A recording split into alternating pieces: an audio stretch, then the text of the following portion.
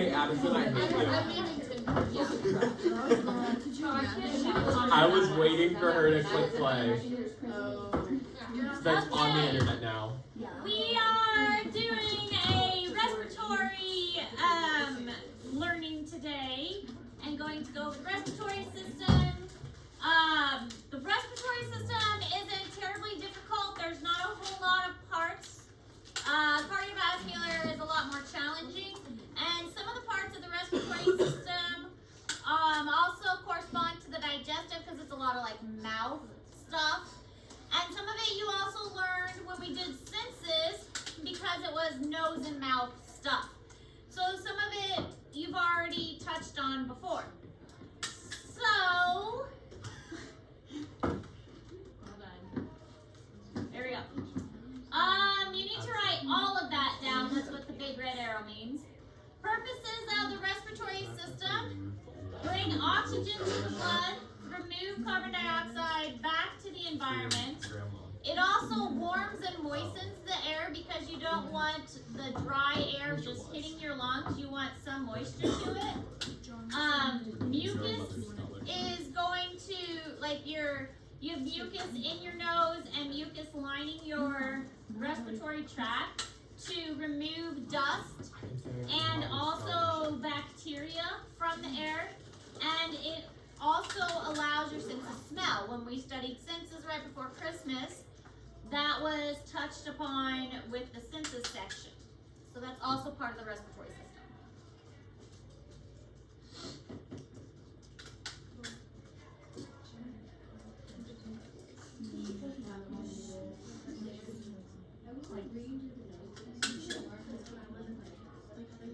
That's physiology. In physiology, we will learn blood pressure. We do a whole lab about it. What? Oh, I must have just not taken it out. But no, we do that in physiology. We do a whole lab on it. Blake can tell you all about that. He learned. Taking blood pressure in physiology. And you want to follow YouTube because you're 25 minutes.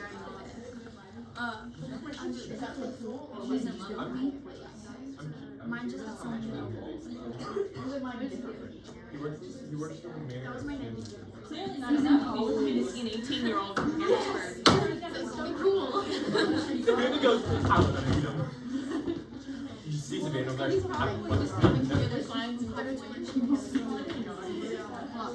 Alright, so here are the major, or some of the major structures of the respiratory system.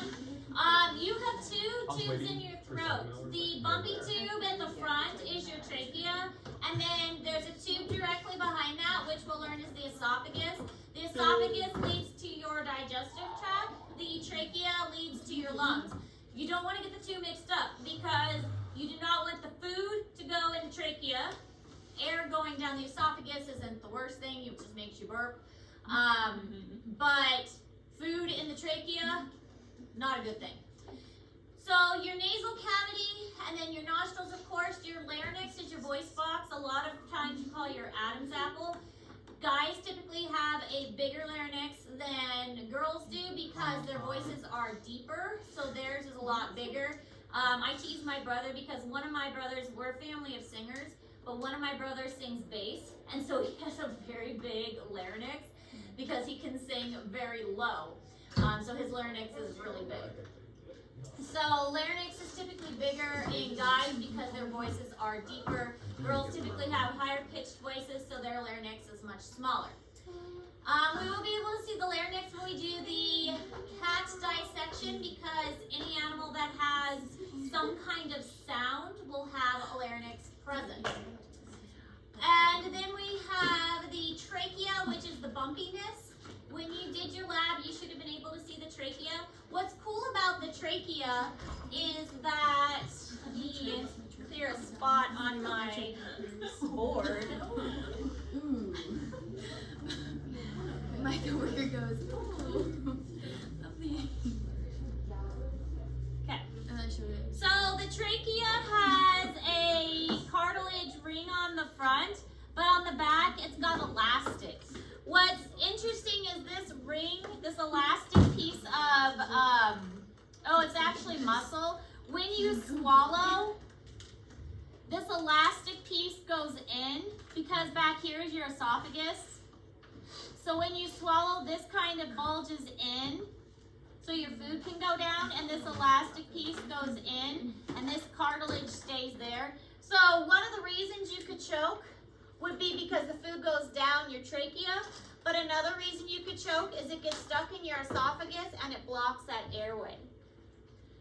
Because that elastic piece is bumping into your trachea.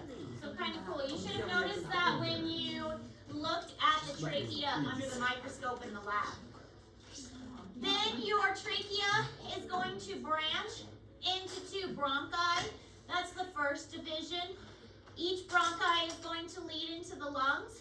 Your lungs have different lobes. I always have to think a moment. Patient's left, patient's right. Patient's left, the left side of the lungs does not have as many lobes. Why is that? Heart's there. Yes, because the heart points that way more. So the apex of the heart projects into the left side of the lungs. So the left lungs does not have as many lobes as the right lungs do.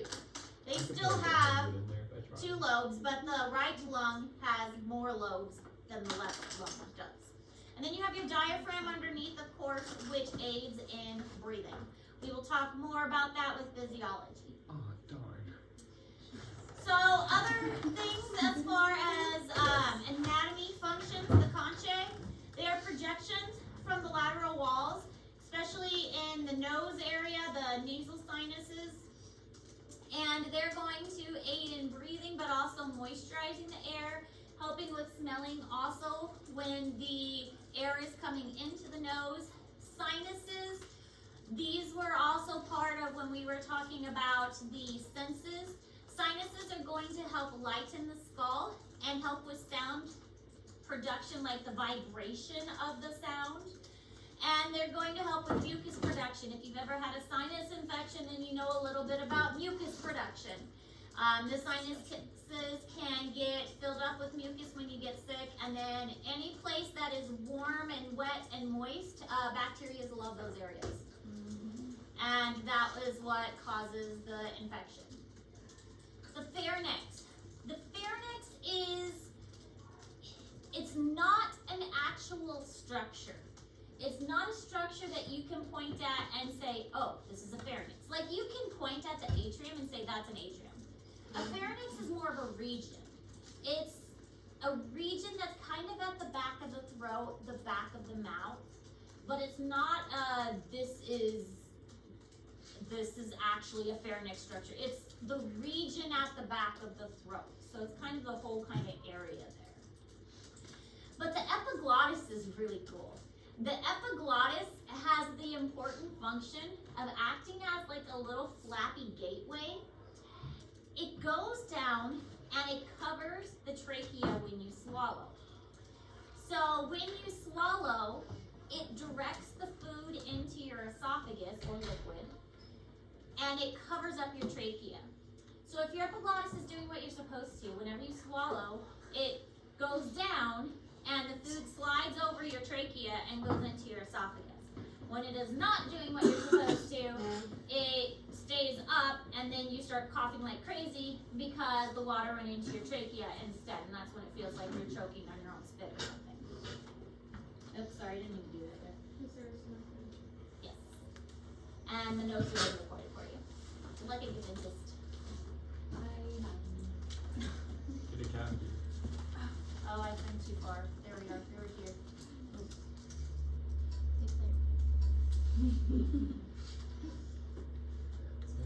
How's my resume going? Oh, it's good resume.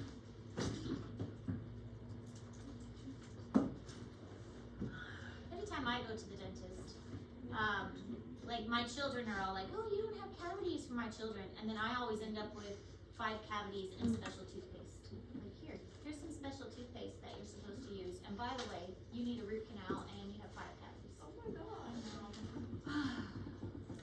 I have special teeth and special eyes. I think I've ever been all the time. Specifically to the dentist.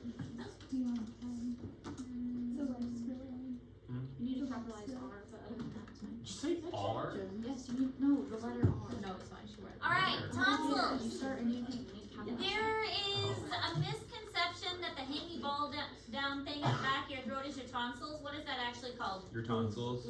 It starts with you. Starts uvula. It's actually called the uvula. The hanging ball thing at the back of your throat is your uvula. Your tonsils are on either side of your throat at the back. You can get that. They get swollen when you get strep throat or tonsillitis, but the hanging ball thing is your uvula. And the tonsils are on either side. They do get infection. Their job is to try and prevent infection, which is one of the reasons why they do get infected, because they kind of filter out bacteria, and sometimes they mess up, and sometimes they get bacteria instead. Larynx, as we discussed, was the voice box. So air is going to pass over it. They've got vocal cords. The vocal cords actually look really weird. They don't look like cords. They look like this tissue that is like a little membrane tissue, and they vibrate back and forth. When you have a sore throat, they get inflamed and red, which is why you lose your voice when that happens. And then your trachea is basically your windpipe. The trachea is up front and has the hard cartilage, and then the esophagus is right behind that. When we dissect the cat, in order to find the esophagus, you'll find the trachea, and then, I know this sounds weird, you basically have to Lift it. move the trachea aside and like dig behind it in order to find, to kind of scoop behind it. If you remember with the pig dissection, I showed you how to do that, so it's very similar to that. Like dig behind the trachea to find the esophagus.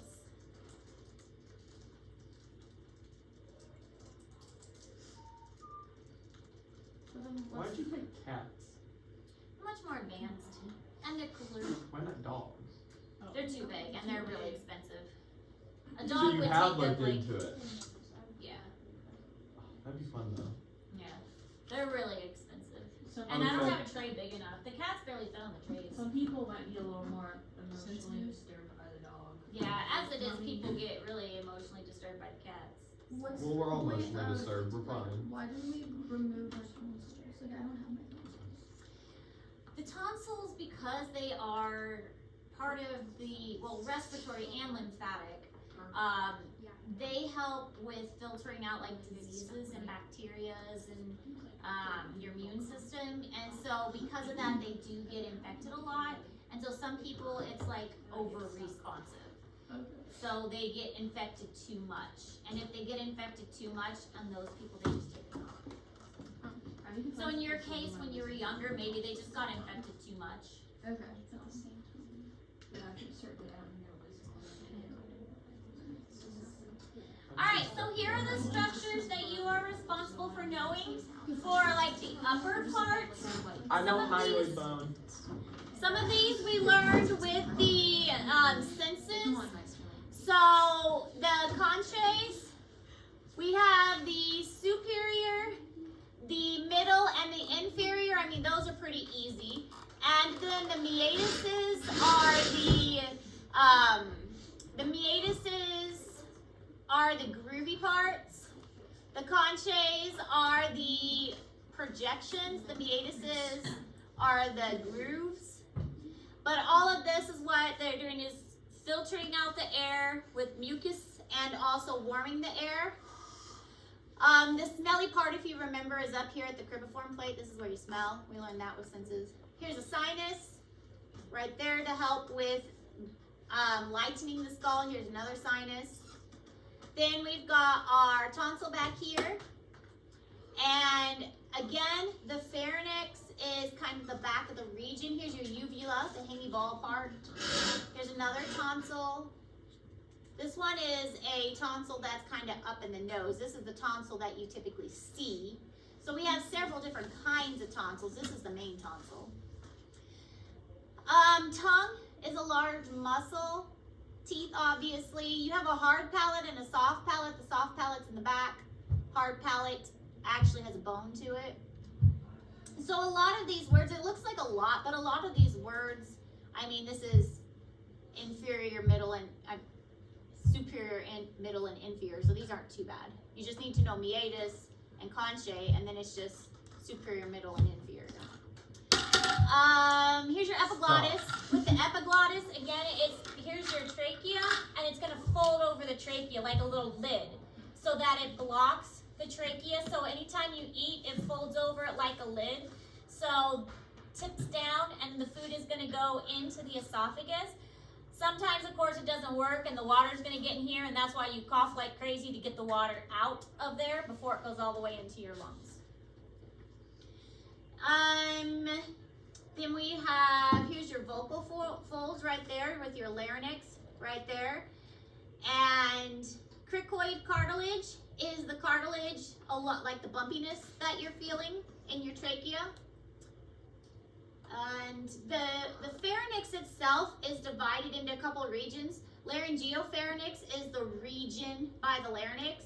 Oropharynx is the region of the pharynx by the oral, like your oral cavity.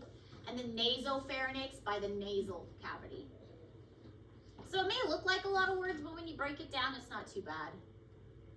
Tongue, I mean, hopefully you get that one right. Which also means I probably won't ask that one because that's a little too easy. Whoa. I'm not going to ask you the tongue on the test. Come on. I want the tongue. I'm not going to ask you about the tongue. It's too easy. Tongue is easy. I'm Not going the to ask you esophagus. super easy. So this one is showing, if you did a cross section, here is the cricoid cartilage or hyaline cartilage, and it's got a lot of little cilia. The lumen, remember lumen is an opening. And this is that muscle, the trachealis muscle. And I was talking about how it's going to bend in when you swallow because the esophagus is right behind it. So when you swallow a piece of food, the trachealis muscle is going to bend in to accommodate that. If this was very solid like the rest, you wouldn't be able to swallow very good because the esophagus needs to be stretchy to accommodate food as you swallow. So this allows the food to come in here and kind of bulge in, but it does block the airway when you swallow. So that's why sometimes you feel like you have food stuck in your throat, but you can still breathe around it because it's partially blocking your breathing, but air can still get through. It's in your esophagus, but it's kind of like partially blocked. Seromucus, which is these little cells here producing a little bit of mucus. And submucosa is the membrane. This is what it looks like, all the little hairs. What is that? This is the inside of your trachea Ew. to catch all like these, like right here. That's disgusting. Well, you don't want the bacteria and the dust to get to your lungs. Yes, I do. You don't. All right, so now we're getting into the lungs. The bronchi are going to branch and you get smaller and smaller. So think of like the trunk of the tree. The trachea is the trunk and then it branches. You have the two main branches, the left and the right bronchi, and then it goes to bronchioles. And then as you get smaller, you get to alveoli duct and then alveoli. The alveoli are the smallest. I think they look like little grapes. And the little grapes are 1 cell layer thick. So super, super thin because this is the site of the gas exchange. You need it thin because that is where gas exchange is going to take place. There are little bubbles in your lungs where the gas finally comes in, the oxygen and carbon dioxide. The oxygen is going to go into your blood. The carbon dioxide is going to go out of your blood. And there are a ton of vessels on the outer surface of them so that the blood is being pumped from your heart to the outer surface of these alveoli. Capillaries are coating them, and this is where the oxygen is getting picked up. Now the carbon dioxide is being carried in the plasma of the blood. The oxygen is being carried in the red blood cells. So the carbon dioxide gets dropped off, the oxygen gets picked up, and then it goes back to the heart to be distributed. The diaphragm is right underneath of the lungs and the heart. It separates the thoracic cavity from the abdominopelvic cavity. And we will see the diaphragm pretty easily in the cat. We saw it in the pig as well. We'll have to cut through it, of course, to get through the rib cage and into the abdominopelvic cavity. There's really no getting around it. We'll have to cut through it. But the diaphragm is, the way that it's when the diaphragm contracts, because remember muscles only contract, when it contracts, it pops down, it goes down. And that sucks the air in. So when it relaxes, it pops back up, and that pushes the air out. So because it's in its relaxed state, it's a curved state, when it contracts, it's going to go down and make like a vacuum to suck the air in. So then when it relaxes, it pops back up and pushes the air out. And only mammals have a diaphragm. Mammals are the most advanced animals. However, they're not the best at breathing. What is the most advanced animal for breathing? My zoology students should know this. Amphibians. Oh. Actually, wait, you didn't take zoology, did you? Aaron's my only zoology. No, Addison had zoology. Horses. Birds? Birds. I was trying to. Birds are the best at breathing. So with my birds at home, I have to be super careful. They can't have non-stick cookware around them. That's really toxic to birds. And so we have to have, thankfully we have like copper pots already, which is fine around them, and stainless steel pots. We also have to be very careful with what cleaning supplies we use around them, because they can't have strong cleaning supplies. Because their breathing system is so efficient, they have a super efficient breathing system. Our lungs, which you'll learn in physiology, always has stale air in it, because if our alveoli collapse, it's like a wet balloon where it sticks together. And you don't want our lungs to collapse because all the alveoli will stick together. So we always have a little bit of stale air in there to keep them open. However, with a bird lung, they have a air sac system where they've always got fresh air flowing, because flight takes a lot of energy. So they've always got fresh air flowing through their body. They never have stale air. So birds have the most efficient respiratory system. Why can't we have the respiratory system of a bird? We don't need the energy like they do. What if we wanted it? Sex is not a gift. Yeah, we want to suck more If air. we wanted it, then we do other things like train at higher elevations, so that we can increase our oxygen efficiency and also increase our red blood cell intake. I want the lungs of a bird. Yeah, birds are better as far as breathing.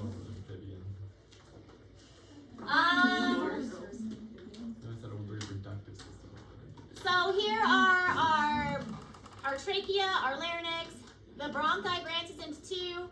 Then we've got the bronchus, and then we have bronchioles branching down into smaller. Eventually, the bronchioles are going to go down to our alveolar ducts, which is even smaller.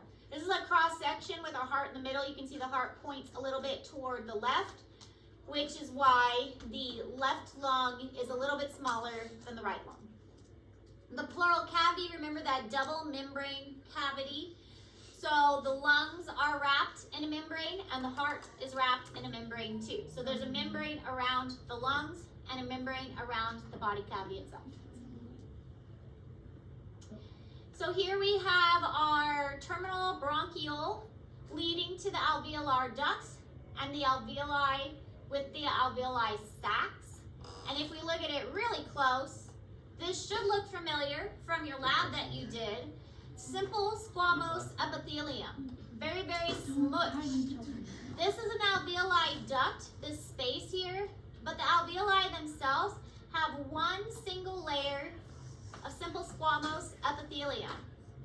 Very, very thin. Very thin. Each one of these is an alveoli that's going to allow for efficient oxygen exchange.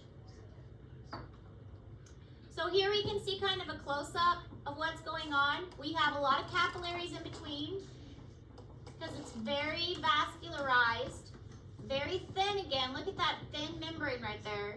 Very thin around those vessels. And the gas is going to be right inside here so that it can go right across those vessels into there. So carbon dioxide is going in, oxygen is going in, and the gas exchange right across that surface. One cell layer thick. Easy to go back and forth. And this is in Google Classroom. Simple squamous epithelium. Epithelium because it's exposed to the outer surface. really fast exchange. This shows how vascularized it is. Ooh. It looks like a grape. Here's our alveolar duct going into the bronchioles over here, but so much vessels. That's why if your lungs get damaged, it's really easy to bleed into your lungs because there's just so much vessels. We'll see when we get to the digestive tract that your digestive tract also has a lot of vessels to it because your digestive tract is picking up a lot of nutrients. That's the point of the digestive tract, is to get a lot of nutrients from the food that you eat. So that's why you can have internal bleeding if your digestive tract gets damaged. So lots of nutrients going to your lungs, lots of nutrients and vessels going to your digestive tract. Don't damage your lungs, don't damage your guts. It's also why your rib cage protects your heart and your lungs so well. Ew. There's a reason that it's protected. All right, look, see, that wasn't so That bad. was it? That was it. Those are all the structures. You know, I'm fine with that. See? We covered all the structures. Told you respiratory wasn't bad. We have a labeling assignment. Is that due Friday? It'll be due Friday. And you don't have to color it. Yeah. You don't have to color it this time. Just label it. You'll probably notice that I put a list of the structures you're responsible for in Google Classroom. So you have a list now of the vessels. And I think it has the parts of the heart in it too. So, You're talking. If I move the test to Friday, would you guys study? Yes. You would actually use the time. I always use it. The only reason I Blake might cry if you You know, don't. I just caught on a Yeah, that's Yeah, true. one Cheerleaders day won't even be How here about a tomorrow. word for Miss study? Ayers. I guess that's true. I forgot about Miss that. Ayers. All right, I guess I can move it to Friday. Thank you, Miss Ayers. Just actually have to push this and push back in. Hey, I guess we can, as long as you make sure you're actually studying. Yeah, I will be fine. Okay. That's I gonna said I be hope you Friday. push back in before you. You're awesome. I don't want it next year. You're my favorite teacher. Because then I'm You kiss it on her. That is pretty wild there. That's must have been a really good one. We didn't pay instead of me. You did pay. Well, Don, he's like, oh, I should probably start the video. You paid a $100 bill. Library. How did $100 at a Mexican restaurant? Did you get margaritas? He didn't He spend could. $100. He could, yeah. Maybe you got a beer. Oh, that's